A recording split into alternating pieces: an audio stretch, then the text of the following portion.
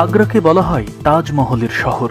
এই জেলায় তুলা, ইস্পাত, চামড়া ও লবণের বিশাল বাণিজ্য থাকলেও পৃথিবীর সপ্তম আশ্চর্যের একটি তাজমহল এই শহরকে সারা পৃথিবীর কাছে পরিচিত করেছে ভিন্ন রূপে।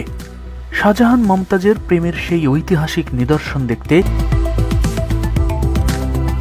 শাহজাহান তার প্রিয় তাজমহলটি নির্মাণ করেছেন যমুনা নদীর একেবারে ধারে এক জঙ্গলময় স্থানে। জঙ্গলের ছাপ এখনো রয়েছে এখানে। চারিদিকে যেমন রয়েছে প্রচুর গাছপালা, তেমনি রয়েছে প্রচুর বানর। এই জায়গাতে প্রচুর পরিমাণে বানর রয়েছে, আপনারা নিশ্চয়ই দেখতে পেলেন ভিডিওতে। প্রচুর সংখ্যক বানর রয়েছে এবং চারিদিকে আমি যেমনটি বলছিলাম যে সবুজ ছায়া ঘেরা পরিবেশ, শুধু বানরের সঙ্গে খেলা করে খাবার দেয়। সেই ক্ষেত্রে বানর এই জায়গাতে কারণে বানরের সংখ্যাটা আসলে বেশি। তাজমহলে প্রবেশের মুখে এমন মনোরম পরিবেশ যে কারো ভালো লাগবে। এই পথ ধরে মিনিট 5 হাঁটলেই পাওয়া যাবে টিকিট কাউন্টার।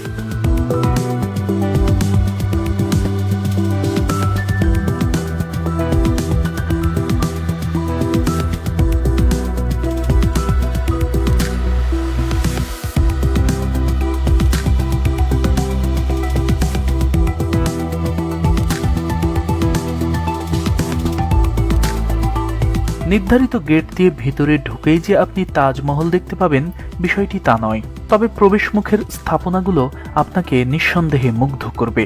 মনে হবে শাহজাহান কি এই জায়গায় তাজমহল নির্মাণ করেছেন নাকি রাজমহল। আসলে রাজপ্রাসাদ কিংবা রাজমহল কোনো কিছুই শাহজাহান এখানে তৈরি করেননি। যে ইমারতগুলো দেখতে পাচ্ছেন সবই তাজমহলকে কেন্দ্র করেই নির্মিত, অর্থাৎ প্রহরী থেকে শুরু করে পরিচ্ছন্নতা কর্মী এবং তাজমহলের রক্ষণাবেক্ষণের দায়িত্বে যারা সে সময় ছিলেন, এসব ইমারত তাদের জন্যই নির্মাণ করেছিলেন শাহজাহান।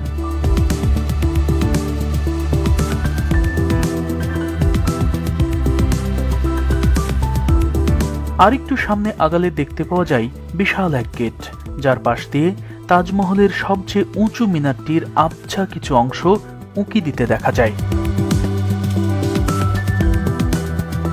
নান্দনিক ডিজাইনের এই ফটকটি এতই বিশাল যে প্রথম দেখায় মনে হবে যেন কোনো রাজপ্রাসাদ। দৃষ্টিনন্দন এই ফটকটি তৈরি হয়েছে লাল মার্বেল পাথরে। দরজাটির নকশা ও ধরন মুঘল সম্রাটদের স্থাপত্যের কথাই স্মরণ করিয়ে দেয়। ফটকটির প্রতিটি দেয়াল এতটাই সুন্দর মনে হয় যেন আজও নতুন।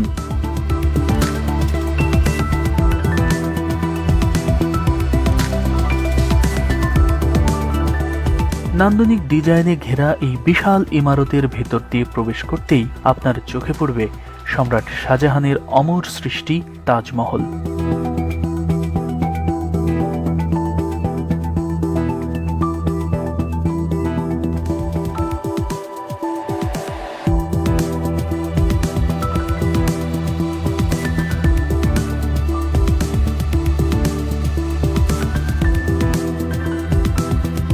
এই জায়গাটিতে আসার অনুভূতি ভাষায়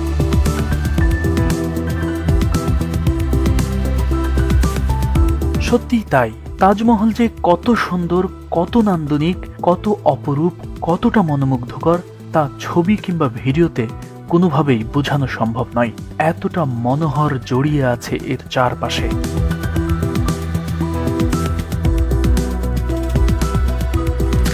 প্রিন্স অব বিল্ডার্স খ্যাত শাহজাহানের অমর কৃতি এই তাজমহল। মুঘল সম্রাটদের মধ্যে শাহজাহানই ছিলেন সবচেয়ে বিলাসী। আকর্ষণীয় স্থাপত্যের প্রতি তার শুধু ঝোঁকই ছিল না, বরং তার রীতিমতো এক নেশায় পরিণত হয়েছিল। ফলস্বরূপ তার শাসনামলে গোটা ভারতবর্ষ জুড়েই গড়ে উঠেছিল এমন সব শৈল্পিক নিদর্শন যা এখন পর্যন্ত ভ্রমণপ্রিয় মানুষের দৃষ্টিকে ভারতের দিকে ধরে রেখেছে। শাহজাহানের স্বপ্নের এই তাজমহলের নির্মাণ কাজ শুরু হয়েছিল 1632 সালের শুরুতে, যা 1647 মতান্তরে 1653 সালে শেষ হয়। তবে জগৎ বিখ্যাত এই ইমারতের পরতে পরতে লুকিয়ে আছে ঘৃণার অভিব্যক্তি, যা অনেকের কাছেই ক্ষীণভাবে জানা।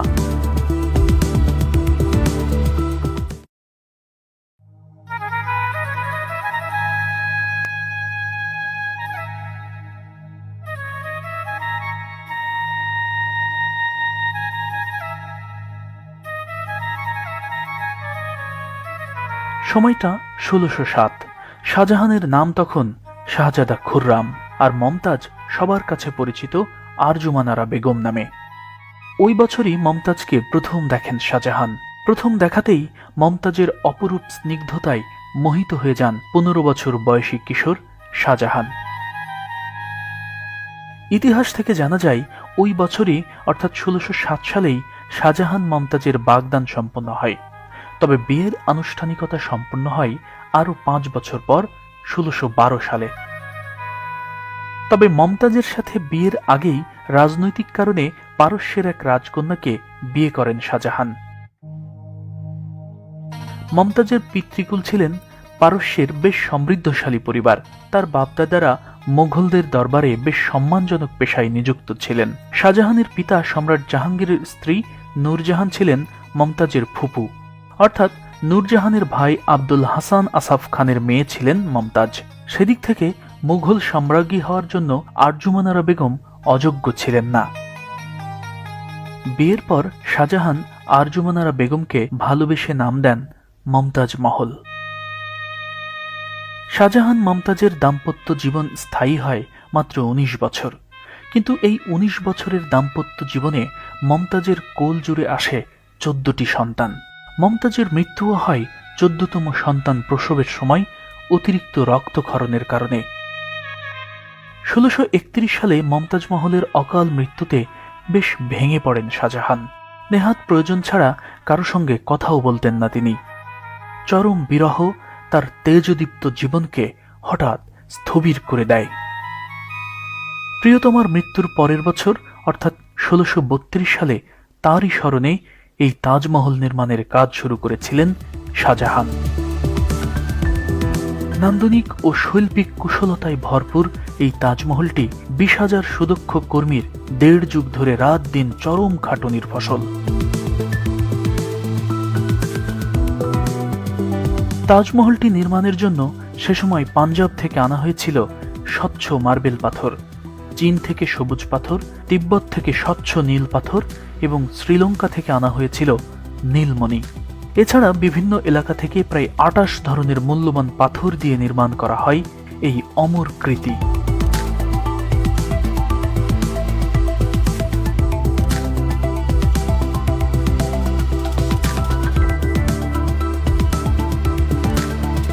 শাহজাহান এখানে তাজমহল ছাড়াও লাল বেলে পাথর দিয়ে তৈরি করেছেন একটি মসজিদ এবং একটি মেহমানখানা।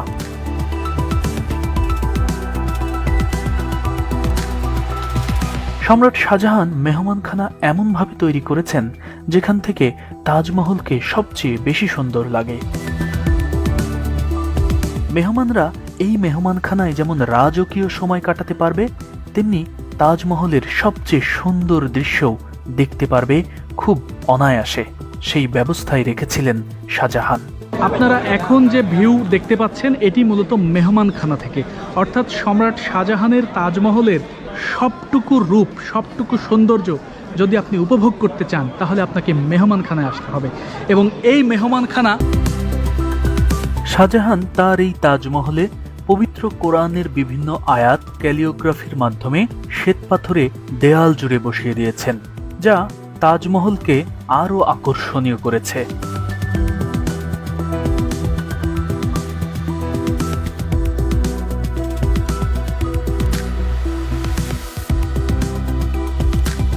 তাজমহল সহ পুরো এই চত্বরটি নির্মাণে সে সময় খরচ হয়েছিল প্রায় ২৬৮ কোটি টাকা।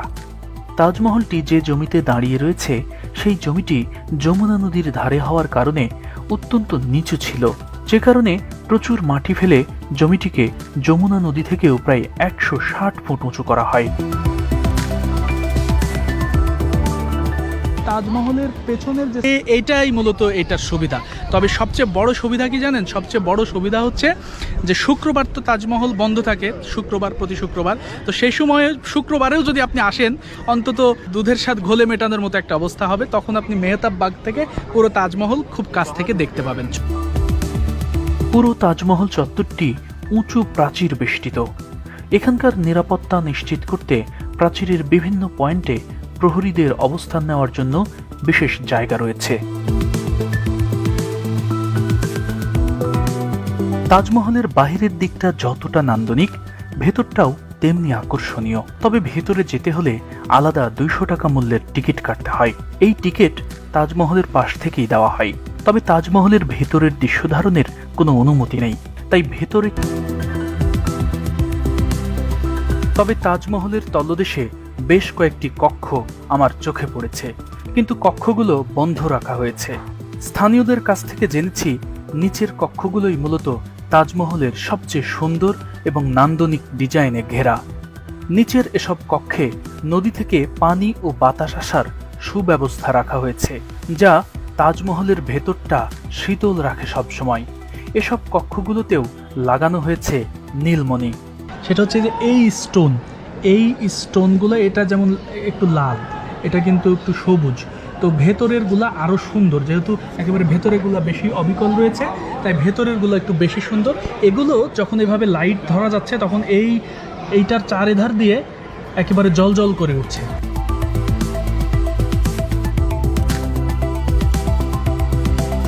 ভূমিকম্প সহনশীল নান্দনিক ডিজাইনের এই তাজমহলের নকশা করেছেন ওস্তাদ আহমেদ লাহুরি। সঙ্গে ছিলেন আব্দুল করিম মামুর খান এবং মাকরামাত খান, যারা সে সময়ের সবচেয়ে পারদর্শী ও উচ্চ পর্যায়ের স্থপতি ও প্রকৌশলী ছিলেন। আর তাজমহলটির ক্যালিওগ্রাফি করেন সে সময়ের বিখ্যাত ক্যালিওগ্রাফার আব্দুল হক, যার প্রশংসনীয় ক্যালিওগ্রাফি দেখে শাহজাহান নিজেই তাকে আমানত খান উপাধিতে ভূষিত করেছিলেন।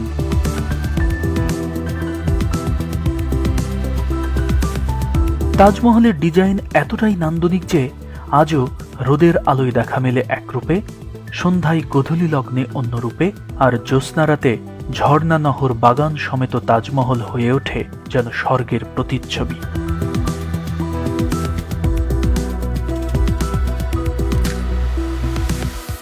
এইটা এত সুন্দর, এটা আসলে ভাষায় প্রকাশ করার মতো নয়। পুরো এই তাজমহল নির্মাণের কাজ শেষ হয় 1653 সালে। কথিত আছে এই তাজমহল নির্মাণের সাথে সম্পৃক্ত সবচেয়ে বেদনাদায়ক ঘটনাটিও ঘটে এর নির্মাণ কাজ শেষ হওয়ার সাথে সাথে। দালিলিক কোনো প্রমাণ না থাকলেও প্রচলিত আছে যে এমন নান্দনিক ডিজাইনের স্থাপনা যেন পৃথিবীর আর কোথাও নির্মিত হতে না পারে। এ কারণে সম্রাট শাহজাহান এই তাজমহলের স্থপতি, প্রকৌশলী এবং ক্যালিওগ্রাফারের চোখ অন্ধ করে দিয়েছিলেন, কেটে নিয়েছিলেন হাতের আঙুলও। হ্যাঁ, এটা সত্য কথা। যারা এই তাজমহল নির্মাণ করেছিলেন তাদের হাত কেটে নেওয়া হয়েছিল। তবে এই ঘটনার লিখিত কোনো প্রমাণ নেই, কোনো বইয়েও এটা পাবেন না। তবে এর বিনিময়ে তাদের এত পরিমাণে সম্পদ দেওয়া হয়েছিল যে তারা 7 পুরুষ বসে থেকে খেলেও ফুরাবে না।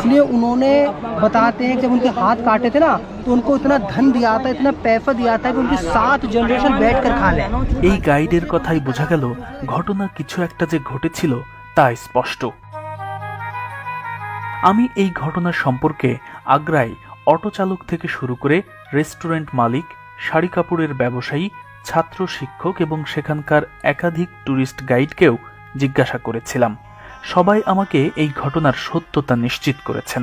তবে তারা বলেছেন সম্রাট শাহজাহান শ্রমিকদের হাত কেটে নেননি, শুধুমাত্র তাজমহলের স্থপতি, ইঞ্জিনিয়ার এবং ক্যালিওগ্রাফারের চোখ নষ্ট করা হয়েছিল এবং হাত কেটে নেওয়া হয়েছিল।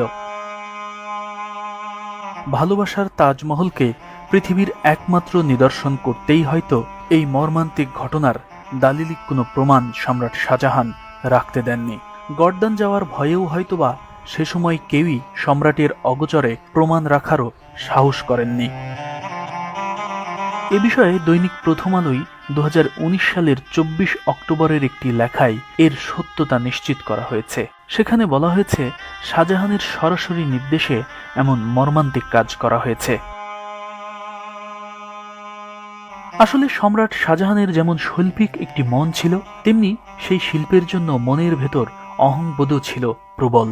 আর সে কারণেই হয়তো তাজমহলের মতো এত অনিন্দ সুন্দর স্থাপনা পৃথিবীর কোথাও যেন আর তৈরি হতে না পারে, সেজন্যই শাহজাহান এমন বর্বরতার পথ বেছে নিয়েছিলেন হয়তো। তাজমহলে শ্বেত পাথরের ফলকে ফলকে জগৎ বিখ্যাত যে কারুকাজ খচিত রয়েছে, তাতে শুধু শ্রমিকের ঘাম নয়, মিশে আছে তাজা রক্তও। 19 বছরের দাম্পত্য জীবনে শাহজাহানের 14টি সন্তান ধারণ, এবং প্রসবের সময় মমতাজের মর্মান্তিক মৃত্যুর বিষয়টি যেমন বেদনাদায়ক, তেমনি বেদনাদায়ক এর নির্মাণ পরবর্তী ঘটনাও। তাই এসব চিত্র যখন চোখের সামনে ভেসে ওঠে, তখন তাজমহলকে প্রেমের নিদর্শন বলতে দ্বিধাবোধ কাজ করে অনেকের মনে। তাজমহলকে কেন্দ্র করে ভালোবাসার অংশটুকুই বড় ছিল নাকি ঘৃণার, এই বিতর্ক হয়তো চিরকাল থাকবে নানা যুক্তিতর্ক, আর এই তর্কের খাতিরেই সৃষ্টি হবে নিত্য নতুন বিতর্ক। মূলত এসব বিতর্ক এক ধরনের সৌন্দর্য। বিতর্ক আছে বলেই তো তার প্রতি গোটা দুনিয়ার আকর্ষণও আছে, যে আকর্ষণের ইশারায় সাড়া দিয়ে প্রতি বছর লাখ লাখ মানুষ ছুটে যায় আগ্রার যমুনা নদীর তীরে।